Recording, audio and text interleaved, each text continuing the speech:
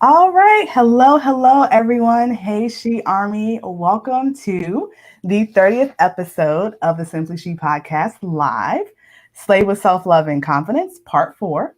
I'm your host, Krystal Vernee, also known as the She Commander, and I'm excited to be back this week with the fourth and final installment with the Slay with Self Love and Confidence series with another amazing group of panelists. So I always say this, since we're doing this thing live, there's no pause, there's no rewind, and we're definitely unfiltered. And we always want audience participation. So for first things first, make sure you allow StreamYard access so that you can make comments and ask questions under your name on Facebook. So if you haven't done so already, take a moment to do that.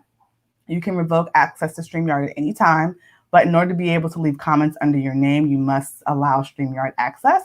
And also, don't be shy. We love questions and we love talking. So make sure you go ahead and put those questions and or comments in the chat. The second thing is that we do have a contest going on this evening for all of our listeners that are tuning in. Today's sponsor is Jerry Justicia of Femme Yogipreneur, and she will be giving away raw shea butter. This shea butter comes straight from Africa, and it is raw and unprocessed.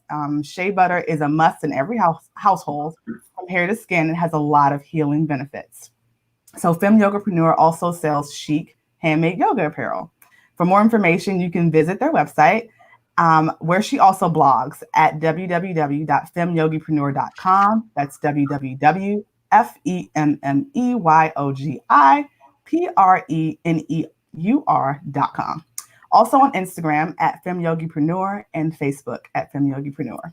So, in order to enter the contest, all you have to do is type Shea Butter in the comments along with your email address. And at the end of the show, we will randomly select a winner. Again, just type Shea Butter in the comments with your email, and we will randomly select the winner at the end of the show. All right, so let's go ahead and get into this topic for the evening, slaying with self-love and confidence. And these past few weeks, I've been talking a lot about feminine energy. And so I wanted to mention some food for thought before I introduce the panelists for this evening. One of the activities that I really like to do to practice self-love and confidence is to nourish my creative side. And what does that mean? Nourishing your creative side really dials up your feminine energy. And so one of the things I like to do is actually create content. I write it down, I map out my ideas, I draw things, even though I can't draw. I draw ideas for my podcast, ideas for classes, events, books that I may be working on, to just kind of let my creativity flow. And then I may switch it up and follow it up with some movement of my body. So I'll practice some choreography for my studio, or I'll do like a freestyle just to live in my feminine self for the moment. Very, very important. Also, just kind of let off steam. So I just wanted to share that because I think it's really important that we all develop our practice of self-love, right? And our practice of self-love, and also boosting our confidence in the way that best suits our needs and something that nourishes us individually. So don't be afraid if your practice of self-love is different from anyone else's, right? And that's the reason why I wanted to do a panel of unique and amazing women from all different walks of life, because everyone's journey is going to be different and how we practice is going to be different. But the most important thing is that we start and that we continue on. So with that being said, this afternoon I have three amazing panelists that I'm going to be introducing. They're going to share personal stories, tips, and how their journey with self-love and confidence has evolved with not only themselves, but maybe those they work with. So I'd like to introduce Genie Goodwin, Melissa Okabe, and Brandon Dewyea. And they're waving at you guys.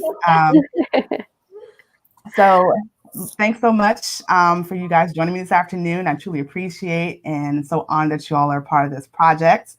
And before I introduce Genie, I just wanted to give the listeners a view of actually what the item is going to be that we're going to be giving away. So let me just go. See, there it is, guys.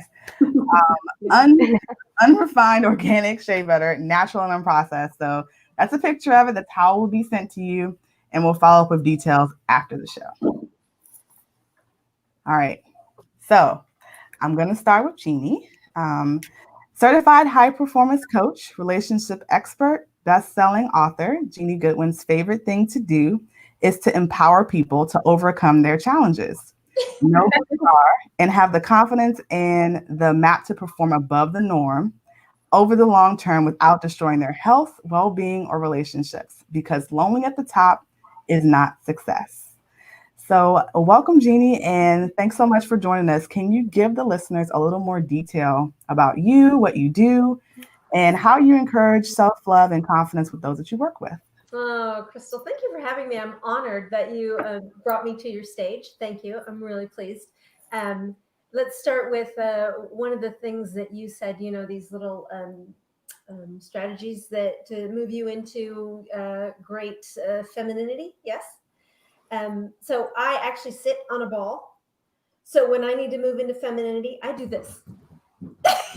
Because I'm on a ball. So honestly, when I'm actually in a hard state, in a stuck mode, and I can't, oh my God, they're getting on my last nerve kind of thing, I will physically bounce.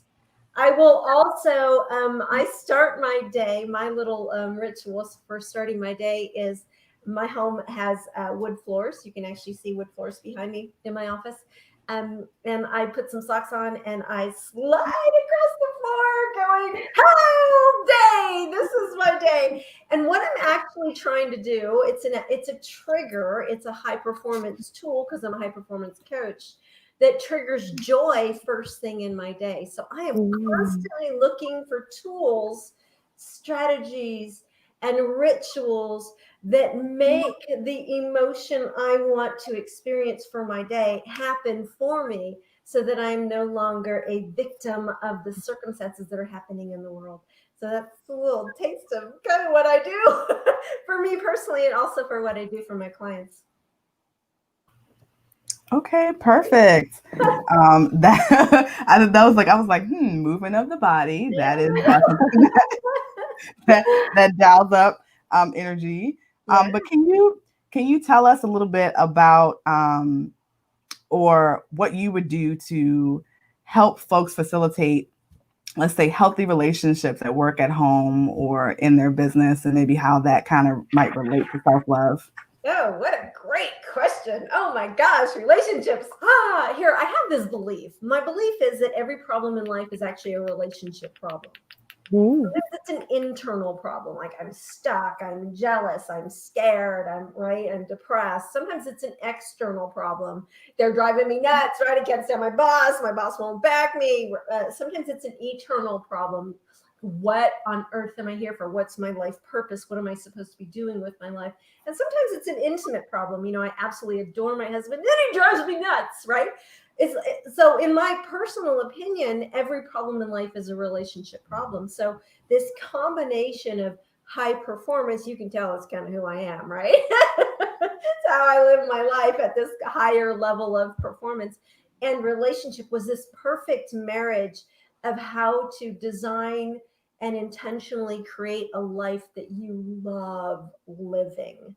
So, some of the ways that I do that is we have a series of tools that we use in high performance training. And of course, I have a series of tools that I use to turn around relationships. So it's really going to depend upon what you're struggling with, what you want to break through with in life, and remembering. Let me do this for you. Remembering the best of who you are. This is about female power, right? Female empowerment, and remembering who the best of who you are puts you in the state of the most attractive state to everybody on the planet, whether it's men or women. And the most attractive state is confidence. Like we love confident people, don't we? Like we want to follow them. We want to be in their circle. We want to figure out what they're doing so we can have some of it too. So taking time in your life and creating a series of triggers in your life to step into your best self so that the greatest level of confidence flows out of you and transforms all of those around you is a lot of the work that I do. If you'll go over into confident mode, you can transform almost any problem in almost any relationship, as long as it's coming from a loving energy, I accept you kind of a place where we celebrate the greatness of who we are while we celebrate the greatness of who we're in relationship with. Does that make sense? That's pretty fascinating. It's a fascinating concept. And I know that like when we talked, what struck me, what you were saying was how you would teach people how to bring love back from the dead. And I was like, whoa, like that is a amazing type of a like I heard, I was like, oh my gosh, I can't even like conceptualize what that would be. So can you talk a little bit about that?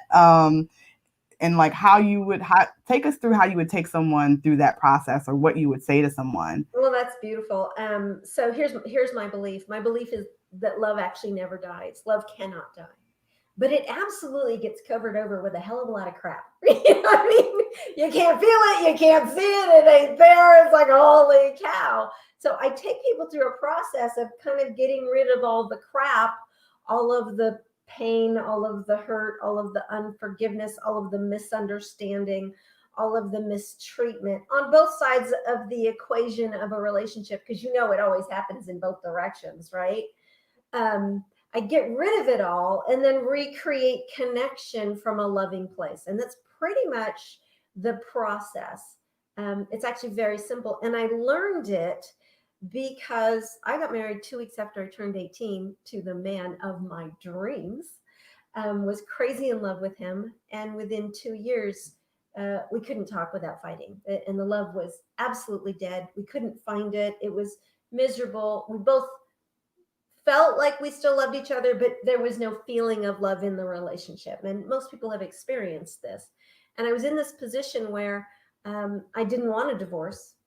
And I seriously thought about killing him, but I backed off. And I went, all right, if I can't kill him and I can't get a divorce, what can I do? How do I bring love back from the dead? Because it really felt dead to me.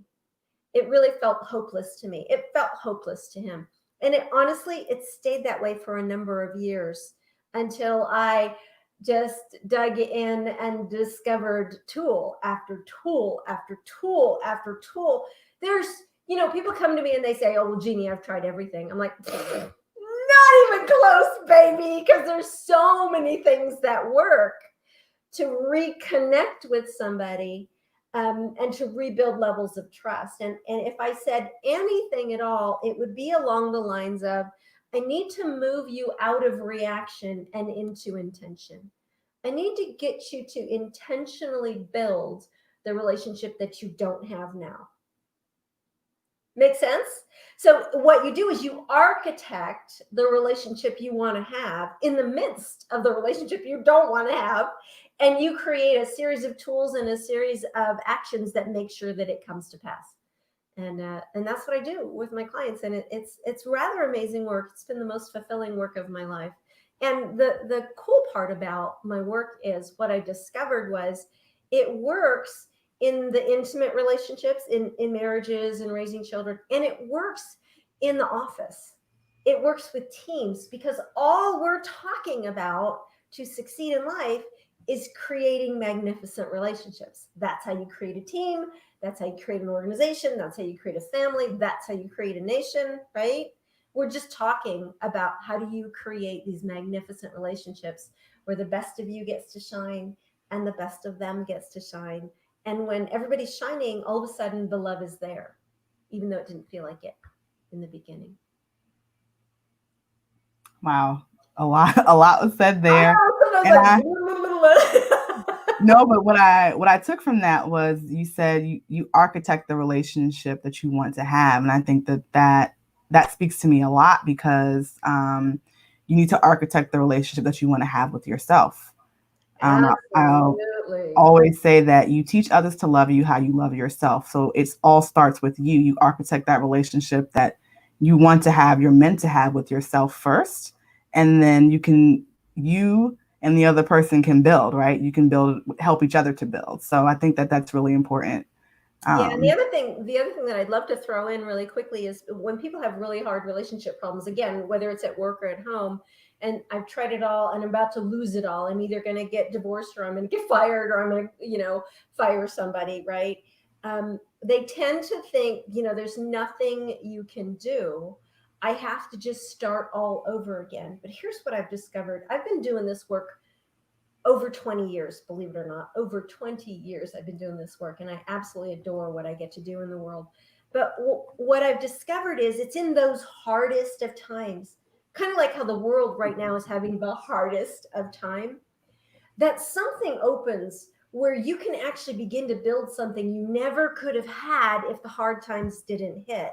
It's like the hard times push you to discover what you're really made of and what you can really deliver and what you can really build. And when you go through hard times with another person, you can build a connection that you can't get when everything's honky-dory and comfortable and you're sitting on the sofa together. It's actually amazing opportunities when things get hard. And that's the truth, whether we're talking about business or a relationship. That's just the nature of problems. There are opportunities to grow you to the next level. Yeah, absolutely. Well, I definitely look forward to the discussion that's going to ensue after, and I can't wait to see these questions. And that's just a reminder to me, for all of the guys who are listening or watching, please make sure you type your questions into the chat box as we're talking. We definitely want them, so you can ask anyone anything, but make sure you get those questions in there so that when we get to the round of questions, we have some to go and answer. So Genie, real quick, tell the listeners how they can reach you, give them all of your good things on social, your website. How can people get in contact with you? Well, you can find my website at myrelationshipgenie.com. My clients dubbed me my relationship genie. They're like, I have a relationship genie in my back pocket. Anything I go through, I could just pull you out and you fix it. So myrelationshipgenie.com is my website. I'm on Instagram as at myrelationshipgenie. And I'm pretty sure Facebook is Genie Goodwin Success Coaching. A little off there.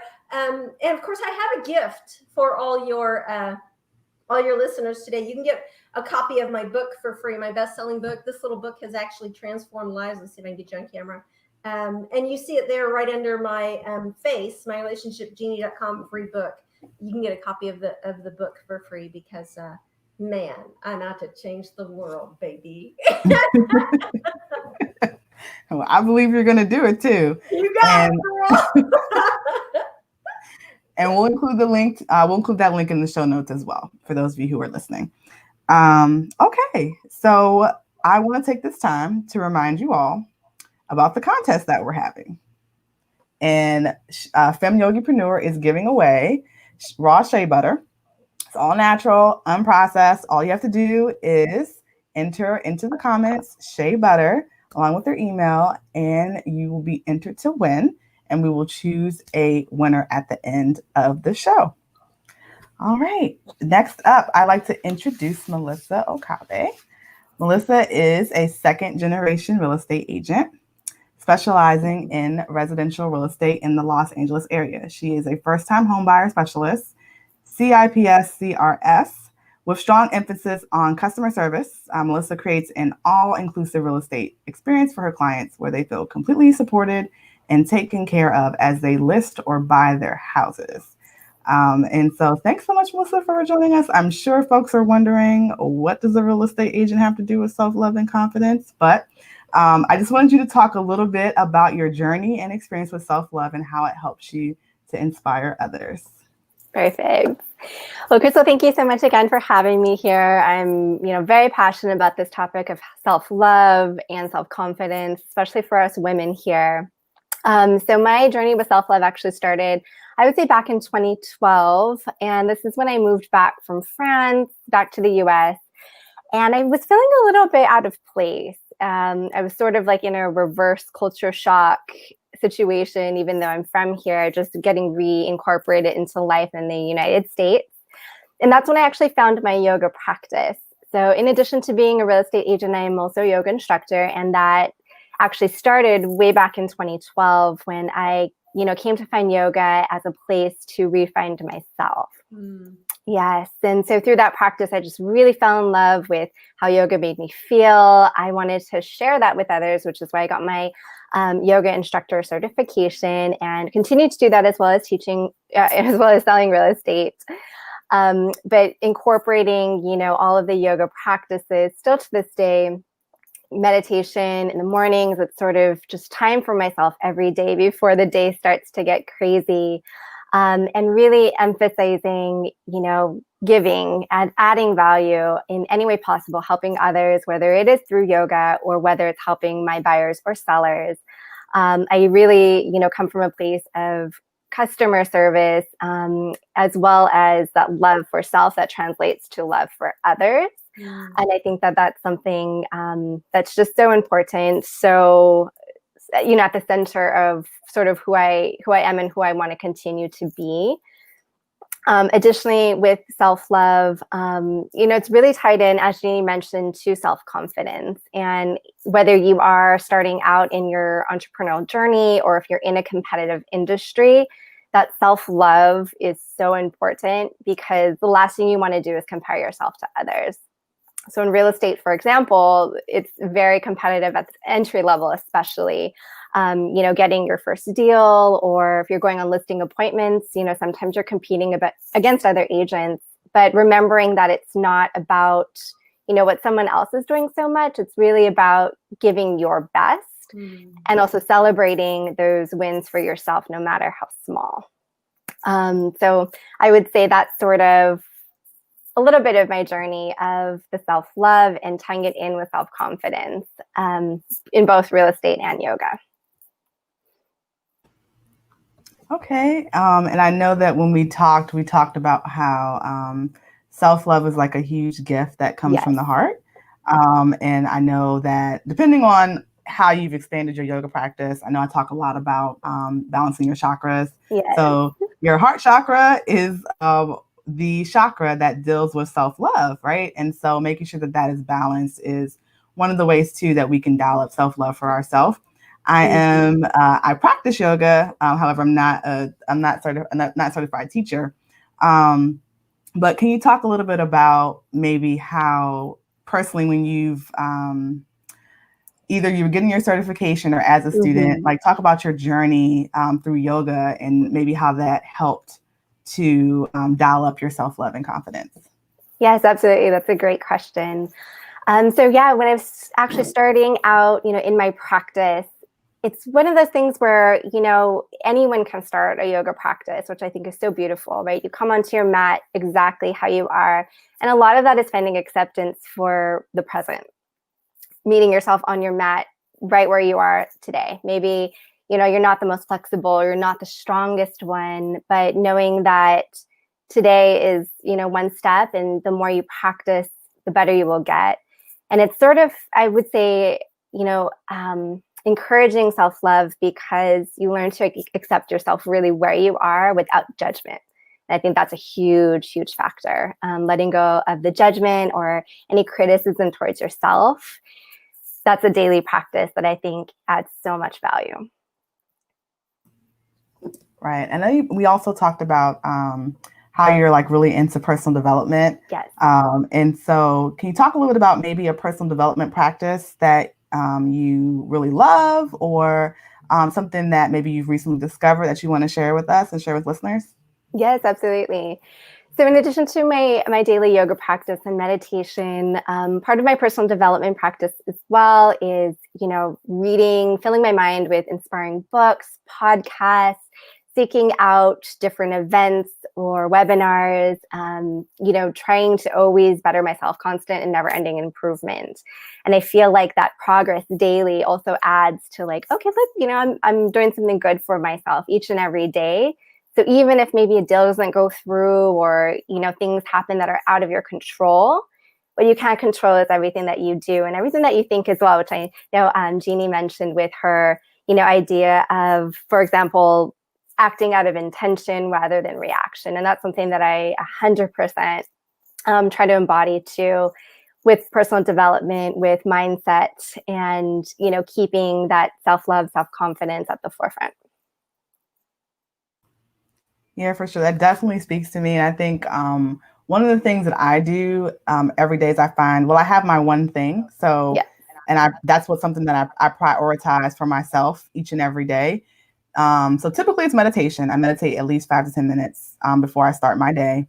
That kind of just helps me be grounded, be centered, and ready to, deal with all the things that I have to deal with on a daily basis.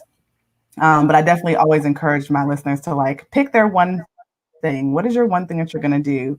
Maybe your one thing, and the one thing is really for yourself and not really for anyone else, because we're talking about self-love and how you practice self-love. So whether, that's, I'm going to have my tea on the balcony every day before I start my day, or my coffee, or, whatever or my water, whatever you want to do when you get up in the morning. Or maybe it's, I'm going to read for 30 minutes. I'm going to just sit in silence, be present with myself, or whatever that is. I always encourage folks to have that one thing that they, hold space for themselves. So I definitely love the that you had like set aside that time for yourself to find yourself in your practice within yoga, and just kind of like incorporate that in your daily life. Yeah, absolutely. And I think too, a lot of that is also, again, just meeting yourself wherever you are, and finding love and acceptance for that. Because even though, let's say, you have an idea of where you want to be and maybe your timeline isn't matching up, like that's okay. You're just not there yet. And so keeping that in the back of your mind as an assurance and a centeredness, confidence for yourself, like, I'm going in the right direction. And so that's progress, girl, Absolutely. Yep. And the other thing I wanted to touch on was you said about being in a competitive environment. Yes. And definitely familiar with that. I worked with the military for a very long time. And so it's very masculine. So it's very important that I dial up my feminine energy and not forget that side of me. Right. But also the competitiveness in the agency that I worked in terms of like trying to get to the top and working in a fast-paced environment, making sure that you get like, productivity, was a really huge thing. And, finding that balance can be difficult, especially as women, because when you're in an environment like that, the competitiveness is a masculine trait, right? Yeah. So that can be draining for a lot of us. And so that's where the self-care piece really comes in big, because what are you doing to balance that out? What are you doing to ensure that, that's not, especially if it's not who you are, it's even more draining, right? Because a lot of times we do have some traits that arise that are masculine. Like I know for myself, I have a lot of masculine traits. I just do. Like my solar plexus is really overactive. I'm very leadership focused, leadership driven. So like if there's like a chance to lead something, I'm like raising my hand, like, yep, that's me. I'll take it on. And sometimes not like even if I don't want it, it finds me a lot of times. So because I know that about myself, I'm like, okay, I have to find a balance. And so delegation was something that I had to learn, right? And then also just in terms of de-stressing and finding a way to take care of myself was another thing that I had to learn. So just for everyone that's listening, I hope that some of the ideas that folks are throwing out there, whether they are more traditional or not, you're taking notes and just kind of thinking about what are some things that you can do for yourself that will help balance you out and also help to further your practice in self-love and boost your confidence. Oh, and then Krystal, can I add one more thing to you? Sure. Yes. So yeah, just on that topic as well, as you continue to take care of yourself, right, and also embrace your feminine side, take that time just to decompress, to, express yourself, whether it's dancing or yoga or whatever it may be. The more like filled up you are truly, right, the more abundant you feel on the inside, I feel the more abundantly you can act towards others as well, right? Be less reactive because you're not constrained, you're open. And that I think changes everything with the interaction with others. Yes, absolutely. Well, Melissa, thanks so much. And tell listeners how they can reach you. What are your social handles and your website so they can get in contact with you? Yes. So you can find me on Instagram at Melissa Okabe, Facebook, melissaokabe.la. And my website is just melissaokabe.com. So really easy. Perfect. All right, guys. So we are transitioning, and I want to tell you one last time. We are having a contest, and Femme Yogipreneur is giving away raw shea butter. It's all natural. It's unprocessed. All you have to do is enter into the comments shea butter with your email, and we will select a winner at the end of the show. So with that being said, next up, I'd like to introduce Brandon Dewyea. Brandon is an apparel stylist who helps women see how they can look and feel amazing in their clothes with confidence and ease. Regardless of your size, age, financial status, or stage in life, you deserve to love your look. It's not about the size you wear. It's the way in which you wear your size. So Brandon, can you talk a little bit about how you encourage self-love and confidence through personal style? Sure. I have to say I was listening to everything. And so I had all these questions that I'm thinking, and I'm like, oh yeah, wait, I have to talk soon. So it's such great topics, right? I think it's so interesting to just realize how we're all so connected and yet also different, and how important this is. And so thank you so much for having me here. It's awesome to meet all of you. So thank you. Super cool. I would say, so where I started on my journey, I was actually a personal trainer for 14 years, and I moved to Saratoga Springs and realized I'd start kind of the opportunity to start all over again. And I was kind of getting burnout on personal training. I was extremely good at it. I did really well with it, but moving to a new area that I was very saturated, I just really knew I didn't want to start all over again. And the reason why I moved was for a relationship. I was joining with somebody who had a 4-year-old. And so we were really intentional with making sure he, of course, had gone through his divorce and wanting to make sure, okay, how do we do this differently, right? And let's really be mindful of how we're going to embrace the day and the balance. And so it was an opportunity for me to essentially rebrand myself. And in that time, I was kind of really figuring out, what do I want to do? And this is kind of cool. And I get to kind of start all over again. And so in that process, I was actually helping some friends of ours who were life coaches. And so I was going to a lot of events with them and doing things and what have you, and going to a lot of chamber events. And it started to get a little, monotonous. And I remember there was one day specifically that I kind of felt like I probably should wear this over here, but I really wanted to wear this sparkly thing.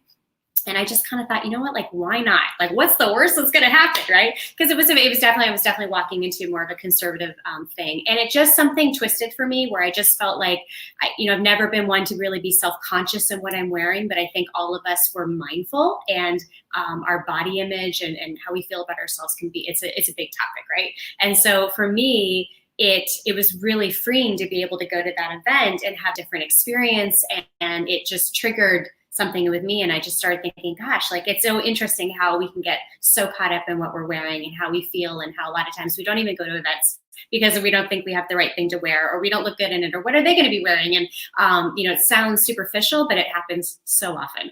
And so from there, I really started thinking that, gosh, I remember when I was a kid and how curious I was with playing. And I'll be honest, not in a healthy way. I was very obsessive about my mom's closet. She was the cool mom and had super cute clothes. And so I definitely was on the unhealthy side of it. I won't go to school unless you give me the blue shirt. I mean, it was that.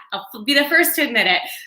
However, I identified a lot with that, and I had a lot of fun with that. And I think we can get away so much with that, just getting creative and playing and getting curious and really having the permission to figure out what do we feel comfortable in. And so from there, I basically researched the field and thought I cannot be the only one feeling this way. I should back up for a second, because I actually, in this stepping into kind of this quote unquote stepmother role, I was quickly into the making the lunches and doing the bus rides. And I all of a sudden saw oh my God, I'm standing at the bus stop with PJs, and I swore I'd never do this. And there's no judgment, right? But there's it can be a slippery slope. And so I just started thinking that I can see how we can kind of let ourselves go and get stuck and get frustrated, and you mean well. And so from there, I started thinking I can't be the only one feeling this way.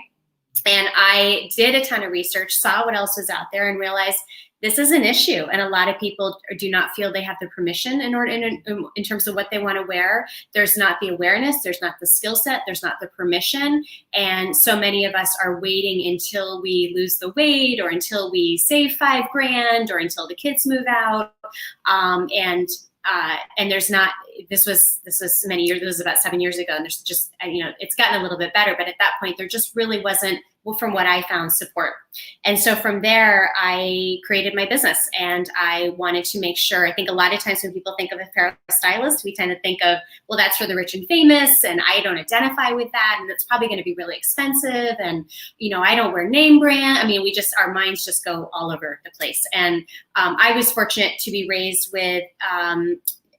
Not fortunate in this sense, but I had a divorced family. And so my mother was really starting all over, and she was dressed to the nines, and you would never know that she was a single mom and trying to figure it out. So we did a lot of like the consignment shopping and got really creative. And then on my father's side, I didn't want for anything and was exposed to all the name brands. And so that was great in the sense of it really helped me figure out upping that skill set and being able to harness what I had learned much when I was younger, but wasn't really aware of it. So for me, it's about allowing, giving the permission and creating a really safe space to be able to love up men, women, and teens, and help them really figure out, what do you feel good in, and where, what lights you up, what feels comfortable on your body. Let's make sure it's functional. Let's make sure it's affordable, because it absolutely can be, which is the best part. And so, and I think there's a lot to be said for looking in terms of where you're at physically, where you're at in your life, and giving yourself the permission that, in the patience of where, let's say as an example, maybe you are carrying around an extra 20 pounds and it's so frustrating, and you just, and yet you still need to get up every day. You still need to engage. Aren't you of value to feel good in what you're wearing, right? And also recognize that, gosh, I'm going through a transition right now. And yeah, I don't want this extra 20 pounds, but I'm working on it. And in the meantime, I'm going to look damn good, and I'm going to feel really good. And I'm going to have the confidence to know how I'm putting this together. And I'm also not going to have that guilt that I've also spent all this money when I couldn't really afford to do it, or I'm working on losing the weight, right? Does any of us see that? Like, we're working on losing the weight, so we don't really want to spend the money, or so we're able to kind of have that sweet spot. So that's been a blast. So for me, that takes a whole list of services. I've spent a lot of time figuring out, well, what are those pain points that we're experiencing? And so whether it's being virtual or it's working with somebody directly one-on-one, we're getting in the closet, we're figuring out like what you feel good in, what works, what doesn't work, what feels functional and comfortable for your lifestyle. And then it's really building from there their confidence and their body awareness. Because the really cool thing about clothes is it's really how we put it together. And that's the neat thing. It's about proportion. It's about understanding our different lines, whether you're 50 pounds over or not. And so none of us are perfectly proportioned, right? And so that's the beauty of it. So once we can learn the skill, then all of a sudden our confidence comes up. And now we feel empowered, we feel excited, so they can have this lifeline of making sure, okay, can I pull this off? Like, does this look good?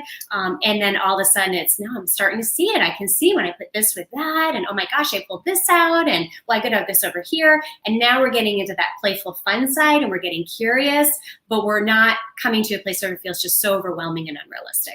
I think there's a lot to be said with how we're feeling. I think people pick up on that. I really, really do. And I think that if most of us it's usually on our radar that we'll spend a little bit more time putting some energy and intention into what we're wearing, how we feel, if we have a special occasion, if it's a date, if it's a wedding, if it's a job interview. And I really come from that place that I think that we are valued to do that every day for ourselves. And that doesn't have to mean that you took 3 hours to get ready. Maybe it's you just threw on a lipstick. Maybe you just put in a cute barrette. Maybe you just put on a saucy jean. Like, it doesn't have to be so overwhelming because it's especially as women. I mean, we're out there, we're doing our thing, and you're a walking brand, right? So you are everywhere you're going, you're advertising. And it doesn't mean that, from my perspective, that you have to be totally buttoned up and perfect and always ready, because we're not always ready to face the world, right? We're just not always ready.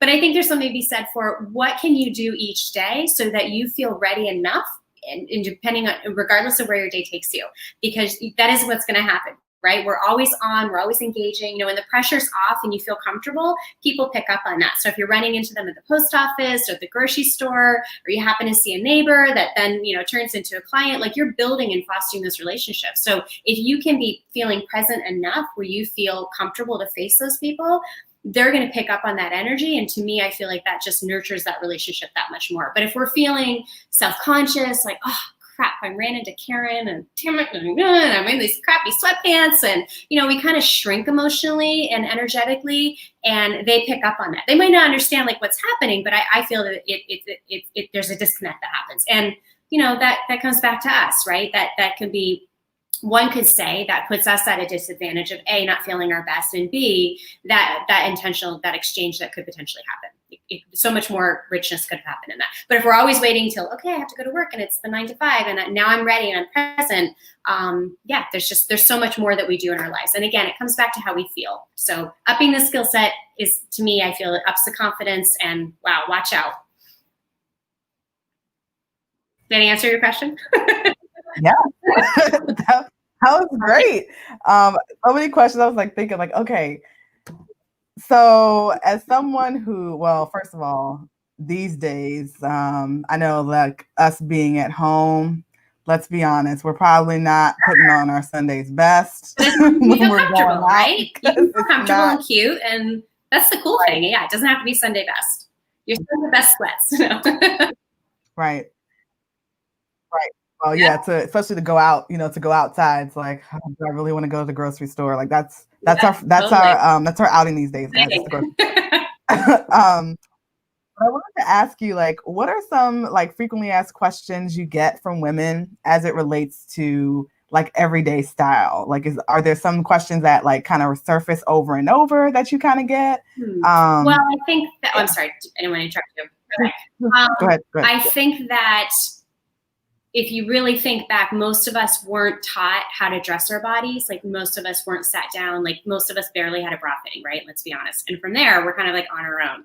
So most of us, unless we're in the situation where maybe we were getting married or something where the opportunity came up to talk about underwear or different things, like there's so much that can go wrong in an outfit, and there's so much that can go right. And so if there's something to be said for the functionality of your clothing and how fabrics play together and how we put things on. And you know, it's a ridiculously it's an insane industry, right? I mean, we're asking women to do this and slap this on and tighten this up and, you know, I mean, smooth this on. And so it's there's a lot to be said for understanding, but how do I dress me? And so I would say the biggest thing is the big things that come up. Yeah. How do I hide my tummy? How do I hide my bottom?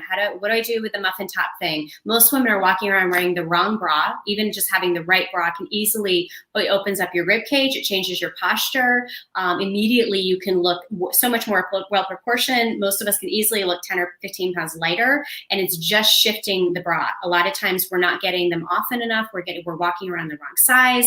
It's not the right fit. We don't ever tend to adjust them. So even that is a big thing. I would say that, and I would also say people have the women have the mindset that it's going to cost a lot, and that they are just really overwhelmed. Where do I go? Where do I go for that great pair of jean or that black pant? And I think unfortunately we have so many options available to us, but what we are not taught is how do we dress specifically for our body? What is the best length for me to be wearing? Where should I kind of be looking for things to fall? It's really hard to be objective. And most of us don't even own mirrors to be able to get a full perspective. So I would say those are the two big things that probably come up. Okay. Yep. I think that's definitely something that I've wondered throughout my entire life. And the wrong bra thing, that's totally me. Because now I think I got it down. Right? I did actually have a fitting, so we got that taken care of. But for a long time, I definitely walked around that way. Talk about a little bit about maybe the transformation that you might see with working with someone. Like if they come in and then maybe they're not feeling their best self, and then they have a session and you kind of show them like what the art of the possible, basically. What does that look like? Well, that is like it's like the best feeling in the world. Oh my gosh, it's so amazing. So a lot of times they've been watching me forever. And it's really about, I mean, I'm sure we all can relate. We really want anybody that we come in contact with. These are all personal topics, right? We're getting the underbelly of the nitty gritty and all the icky feelings and everything that they're carrying around with them. So to be able to be invited into someone's world like this, I think is a huge honor. And so a lot of times people have been watching me for a long time, or they've just gotten to the point where like, I'm done. Like I'm suffering. I keep buying the same thing over and over again. So to be allowed to be in their home, if that's an option, and sometimes it's not for people, everything comes up. What are your frustrations? What are your dressing concerns? And so in that, it's a pretty in-depth process that's painless, I'd like to say, because it helps me understand kind of, it's not me, I'm not the stylist that says, well, but you have to wear red because it's in season. And I said so. Like, I'm not really approaching it. I'm coming from the place of like, okay, well, what do you feel, where are you at now? What do you feel good in?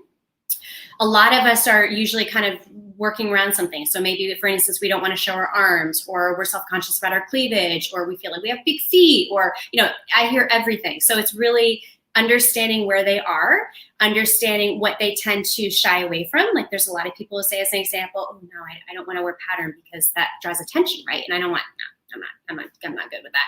And that's okay. And yet it's an opportunity to show them, okay, and yet maybe we can calm that down a little bit. Maybe it doesn't have to be a big bold print of a whole dress you're wearing, but maybe you're kicking it like on a cute little scarf that's on your wrist or something, right? So we're adding in a little bit of dimension and color and interest, and it doesn't have to feel so intense. So that point is a really good opportunity to see, gosh, where are you at? Where are you struggling? What are those frustrations? And then from there, usually at that point, because someone's so frustrated, usually what we're doing, the next step is I'm giving them some support in terms of, let's figure out what's missing from your wardrobe. Let's figure out what's missing from for it to support your life. Because most of us are just walking around in things that don't fit us well, that aren't realistic for our lifestyle, or we have such a packed closet and we're not using half of it. So it's really clearing that clean slate in terms of the season that we're at. And then from there, it's introducing them pieces that complement their price point and the functionality of their life, and honoring what their comfort level is of what they've spoken to. And then we get to play. And then that's the best part. I actually just opened up a studio, because for a lot of times, for a long time I was taking people shopping if that's what they wanted to do, which is super fun. And, no obligation. And we figured out a budget and taste and all that jazz. And then as I'm sure you ladies can appreciate, the shopping experience has changed. Even high-end places, like it's just not fun to do. A lot of them are really stuffy. A lot of the sales team is really rude. There's a lot of pressure. Even sales team is kind of going through a whole change. So I just felt like, gosh, there's got to be a better way to do this. So I opened up a private studio, which enables me to be able to shop for somebody. They can have this lavish, just really relaxing experience, and I'm able to provide them a wider variety of items. So let's say if it's somebody who does appreciate, maybe they are in between jobs, like God forbid, the COVID, everything that's happening.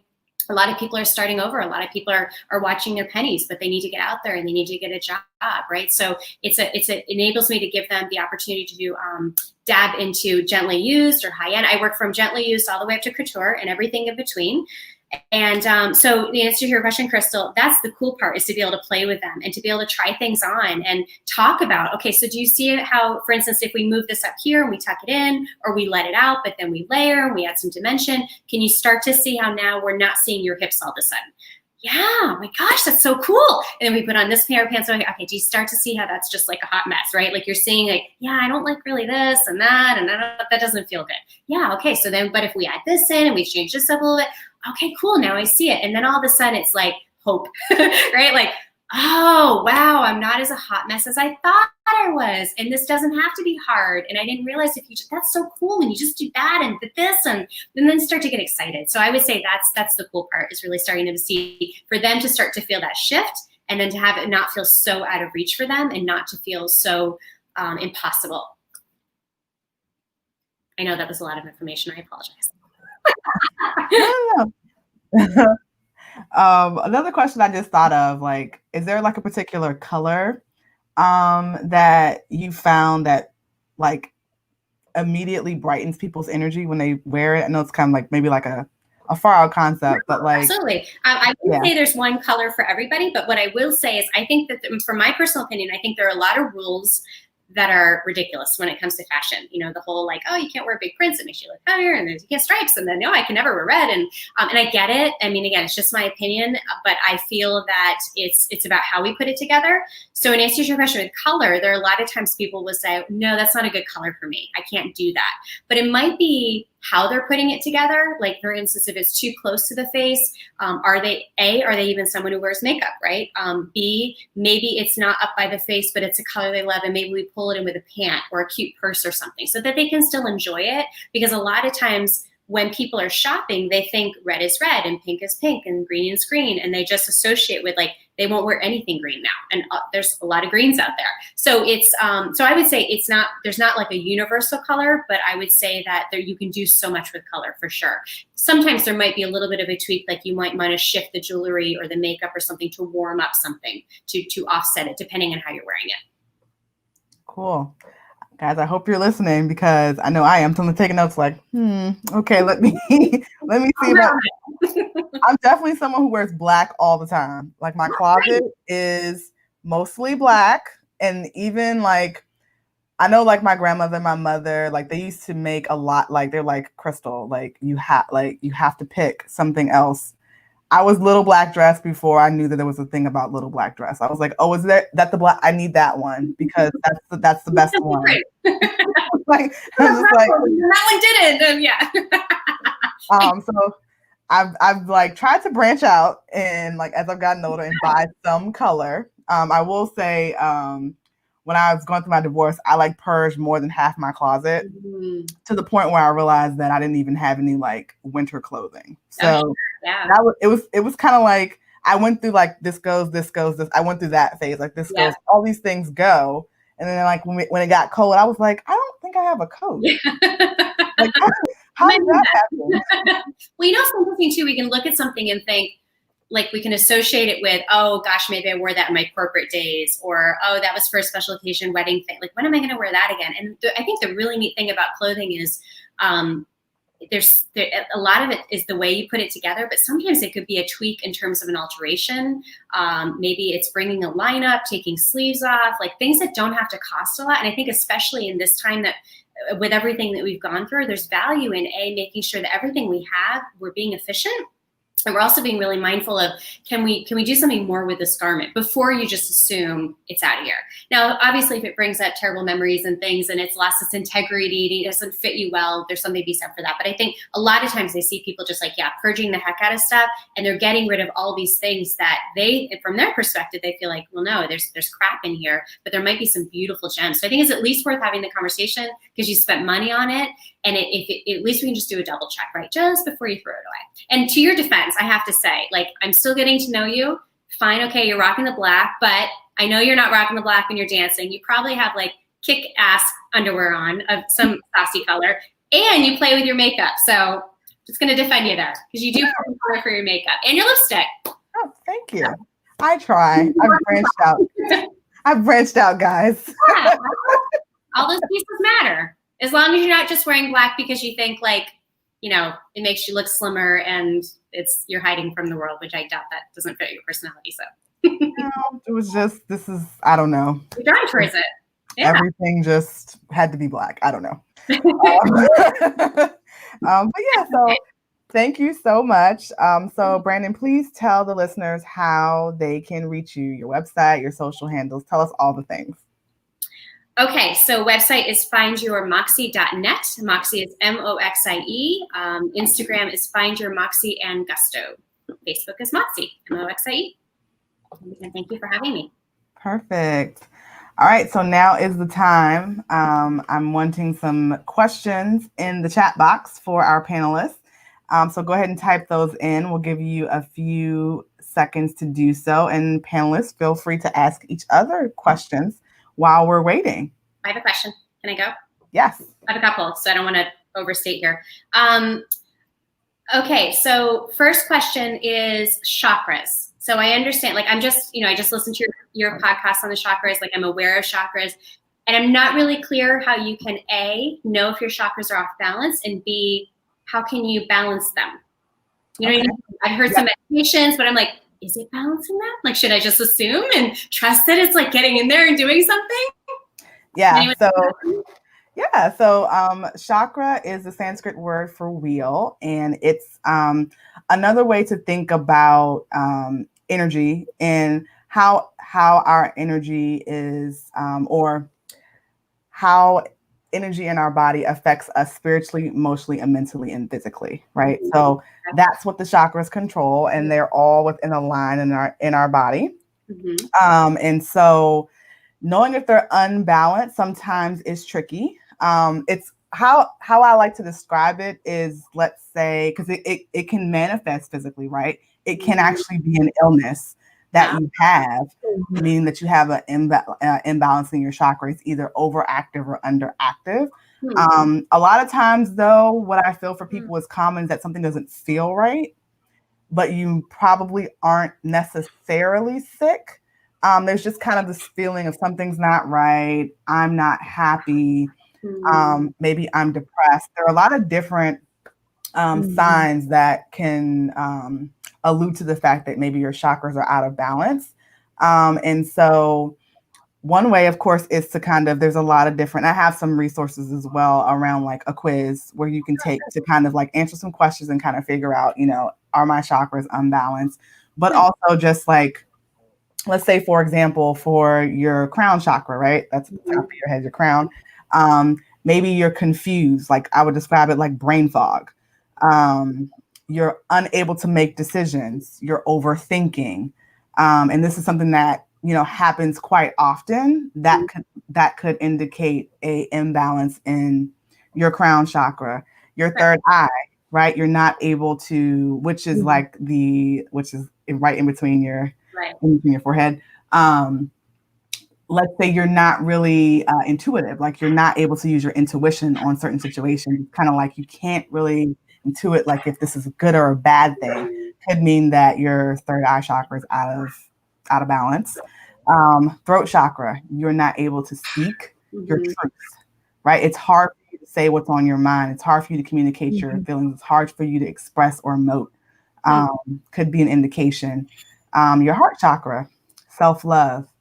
It's hard for you to connect with yourself and connect with others. You have a hard time, even when someone is showing you love, you're like, nope, can't do it, can't connect. Or overactive would be, it's really like you fall in love the minute you see somebody. It's like love at first sight, literally is happening. That is overactive heart chakra. Let's see where we at. Solar plexus. So I talked about having an overactive solar plexus chakra, right? Because that is the gut feeling chakra. So like in your gut, things are right or wrong. Also, very overactive for like leaders, directing, like competitiveness. All of that is within. So it's more of the masculine chakra. Sure.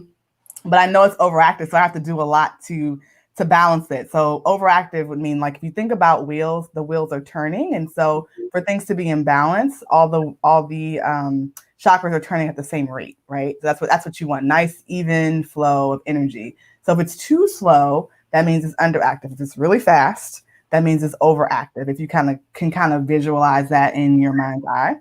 And so for me, I know that mine is overactive because of all the things that I have to do. So I do a lot, especially in meditation, to kind of recenter myself and make sure that it's in balance and making sure that, yes, I am dialing up my masculine side, but I'm also very heavy in my feminine side to bring out that balance. Let's see, we got solar plexus, sacral chakra. So this is the one that is feminine. So it's about receiving and also your ability to connect with your sexual desire. If you're familiar with the divine feminine, and you see the picture where she's like this, I'm like not in the camera, the arms are up like goalposts and the legs are open, like the picture of like the true divine feminine. The heart and the sacral chakra are the ones that actually like are emphasized in that picture, because those two are uniquely feminine in terms of, like, if you think about chakras. And then of course the root chakra, It's also described as feminine, but I also think there's definitely an element of masculinity, because root, like you think about the earth, and being grounded, so your ability to feel safe, also has some ties to like your financial situation. So if you feel like if you're having trouble with money, if you don't feel you don't trust people, like you have a very difficult time trusting people, then that can also indicate like a imbalance in your root chakra. And so to bring all those things back into alignment, definitely meditation is something that would help. Also, I asked you about the colors because wearing the color of the chakra increases your vibration and also helps to bring things back into alignment. So like, for example, I don't need to wear the color orange because mine's going like this. So I need to slow it down. Like for me, I definitely had a point where I had a hard time speaking my truth, and it wasn't because I was afraid. So for me, that would have been a time to wear the color blue. And each chakra has a color associated with it. And so that might be something that you too can impart to your clients if you know that maybe they are struggling with confidence or they don't love themselves. Maybe you suggest the color green. Just kind of some things kind of have in your arsenal. Or if they kind of like, I don't feel like there's some people who walk around feeling like somebody's gonna attack them all the time. They need to wear the color red, right? Their root is not in balance. So just, some ideas. I'm really huge in meditation because I think it gives people a chance to kind of be present with themselves. And we have so much noise coming at us that meditation is a good way. Wearing the colors. There's also some things that you can do with like herbs and teas that also help to bring your chakras back into balance. And also crystals. If you're familiar with crystal healing, they're actual crystals that actually help to bring each chakra into alignment and raise the vibration. And so you can kind of have them on your chakra points if you're familiar with Reiki, or you can just have them around you to help. So very cool. Oh my gosh, thank you so much for explaining all that. We're clearly going to have a separate conversation. But no, that was so helpful. I really thank you. That's awesome. No problem. Awesome. Anybody else? I'm looking for questions. I don't see any. I actually do have a question too, for Genie, if that's okay. Yeah. Yeah. So, yes, Genie, I know you mentioned, which I love the term that you use, being an architect of your relationship. And is that something that you would recommend, like if you are in a relationship, to do with your partner or to do solo, or how does that kind of work out? Yes. How's that for an answer? Yes. The truth is that relationships work when you get your needs met, right? That's when they work for you. So I would always architect my relationship, no matter who it was with. It allows me to share more of me. It allows me to be more authentic. It allows me to be more genuine. It allows me to give more and receive more. So I would do it at all times. And there's some things that you can do, like when there's problems in a relationship. Let's say he said something very mean. There's little things you can do, like you can say, wow, that really hurt my feelings. Were you trying to hurt my feelings? Because often we create judgments around things that actually didn't happen intentionally. Just, and typically he'll go, feelings? No, like, no. But what it does is it allows you to go, hey, here's a line, and I'm brave enough and courageous enough to put the line in play and to go ahead and create with you what I want to experience with you. I have grown children, and my daughter, one of my daughters, was upset with me, and I sat down and I said, what? To me, it feels like there's a problem between us, and I don't have any clue what it is, but you're so important to me. Maybe there's something there, maybe there isn't, but I want to open the door to find out if there's something that's kind of, between us two. And it opened the door for her to go, yeah, Mom, you suck, right? This hurt, or this I don't like, or this whatever it was that was on her heart. Yes. The cool thing about femininity, about all the amazing women here right now, is one of the greatest gifts we have is to feel. We feel much more than men do. Men absolutely feel, but we feel at a completely different level, at a rainbow of colors, whereas they have more like, a palette, and we have a rainbow. And so we can feel in a relationship when there's a break. Most men actually can't. They don't even notice. And then they get in trouble for not noticing. But they don't have the toolkit to do so. So when you feel a break, go ahead and go, what would I like to experience? And what do I need to open up to so that I can build that into the relationship right now? Now, here's the caveat, the warning. Other people don't typically need what you need. So you're going to work really hard to build whatever it is you need, and they're going to work really hard to build whatever it is they need. And the more open you can be to letting them be okay with what they need and making sure that your needs get met and giving them a way to deliver it and then rewarding the behavior, the more magnificent relationships you'll be able to build. And it really won't matter who it's with. Long answer. Did that make sense? Well, I have a question for you. Did that make sense to you? Yeah, that did. Oh. Beautiful. So really just get clear on what you want and then be brave enough to go ask for it and receive whatever comes your way. That's the short answer. Well, there's so much in the style of communication, right?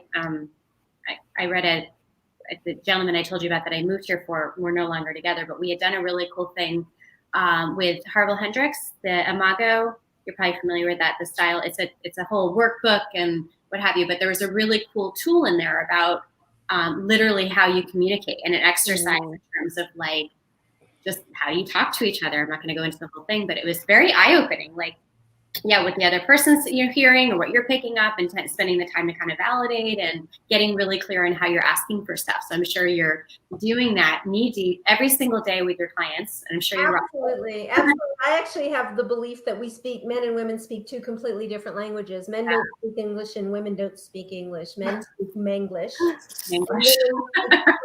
And feminist is a language of emotions which men don't speak. So therefore, when you're speaking your language of emotion for the purpose of connection, they're not catching anything you say. And all the words you say mean something totally different in their language, and vice versa. Well, that makes sense. Yeah, that makes so much sense. Do you work with men and women? Say it again. You work with men and women? I do. Yeah, very cool. Yeah, I was going to say, I was like, I can validate that we definitely don't speak the same language. I mean, I can remember being in counseling with my ex-husband, and it was like we had to do the "so I heard" exercise. Yeah. Like,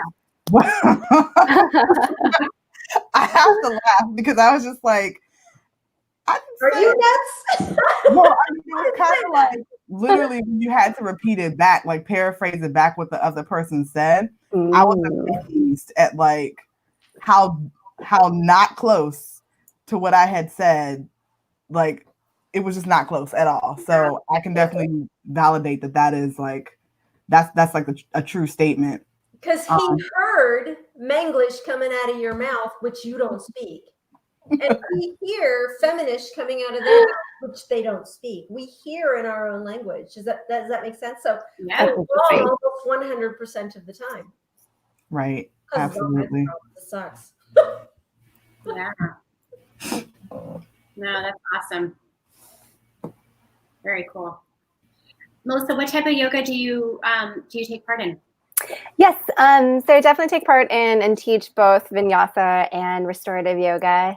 So both they're actually very separate types of practices, very different styles. So vinyasa flows a little bit more, energetic, definitely rooted a lot more into, that energy building, that heat building. And restorative is a lot more cooling. It's really calming for your body. That one I actually feel is very helpful for me when I need to fill up on my feminine, when that's feeling a little weak, just, taking time to replenish, to slow things down. Beautiful. Awesome. Yep. Yoga is one of those things like I never got into. I was primed for being professional for ballet, and then I was wasn't allowed to continue. And so I was away from it. And then I went back as an adult, which is super cool. And I'd love to go back to it, which is great. It's obviously it's movement, what have you. And I was just getting ready to like check all that out before COVID hit. It was like, no. But, totally different thing. But yeah, I've been more and more curious about yoga because it also feels, it's almost overwhelming. And of course, right now, a lot of things are opened up again. So I've been looking in terms of online, like, what are the ones that I resonate with, and of course finding the right music and the right instructor and the right lighting. I'm still on day 3 of looking, but yeah, it's so cool and all the different ones that are available. It's really neat. Yeah, I'll have to get back to which one I land on. Okay, yeah, let me know. I do. That's awesome. All right, ladies. Any other questions for each other? So this has been great. Okay. All right. So I think we're going to go ahead and wrap it up. Can you guys all share your social handles one more time for our listeners so that they have them? And we'll start with Genie. My relationship Genie on Instagram, or Genie Goodwin Success Coaching on Facebook. And of course, my website is myrelationshipgenie.com. Perfect. And Melissa? Yes, on Instagram, you can find me at Melissa Okabe. On Facebook, it's melissaokabe.la. My professional Facebook page is actually Melissa Okabe Realtor. And then finally, my website, melissaokabe.com. Perfect. And Brandon?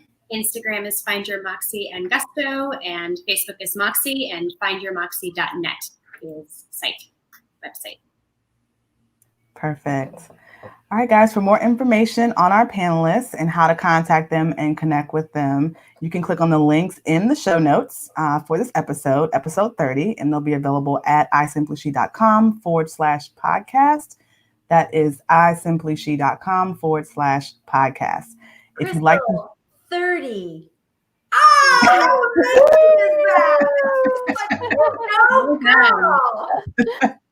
thank you so much. It's been a wild ride. So just we'll see what I do for 50, right? If you guys would like to join a collective of women dedicated to being empowered and becoming the best version of themselves, join the She Army Facebook community, and that link will also be in the show notes. So guys, I hope you found what we shared today to be helpful, and remember, you too can conquer if you slay hard every day.